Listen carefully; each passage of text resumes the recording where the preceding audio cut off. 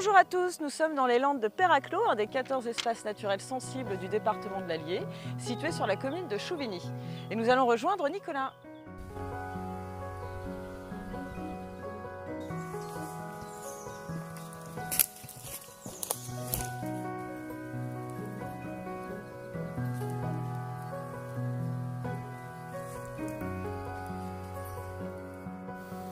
Bonjour Nicolas, tu es agent du conseil départemental chargé des espaces naturels sensibles.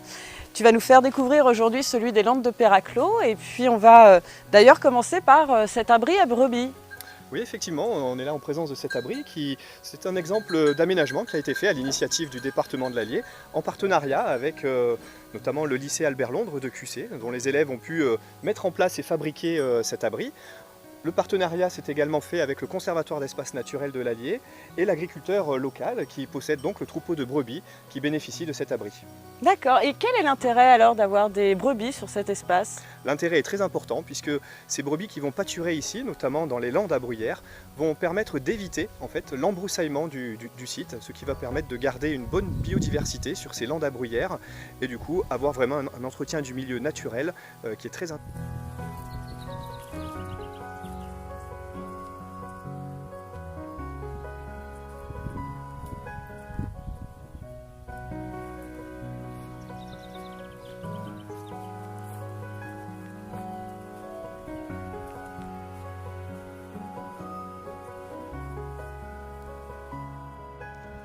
Ah mais le paysage est vraiment magnifique d'ici Nicolas, c'est impressionnant. Les Landes de Perraclos se situent dans les gorges de la Sioule et ce qui fait l'intérêt du site, c'est notamment la mosaïque de milieu qu'on a ici, notamment les landes à bruyère qui sont ici. On a un petit peu au-dessus également une zone de pelouse sèche, on a des landes à ajoncs et des petites zones de forêt également sur le site. Bien sûr, cette mosaïque de milieu abrite différentes espèces très diversifiées, dont certaines sont rares et protégées en Auvergne.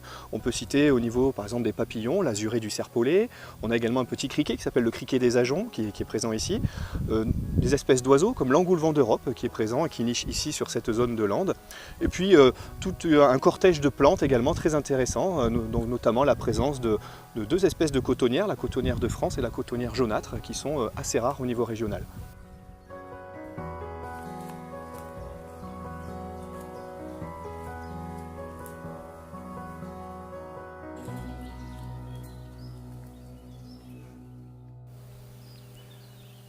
Alors Solène, tu as une belle vue de là-haut? Ouais, donc là tu es situé sur un gros bloc de micaschiste, hein, c'est un petit peu une particularité du site, hein, des Landes de Perraclos. Ce gros bloc en fait, on pense qu'il date du néolithique. Il a un petit peu comme une forme d'autel, toujours exposé au sud. Et donc voilà, c'est vraiment une marque un petit peu qu'on a ici dans le paysage des Landes de Perraclos.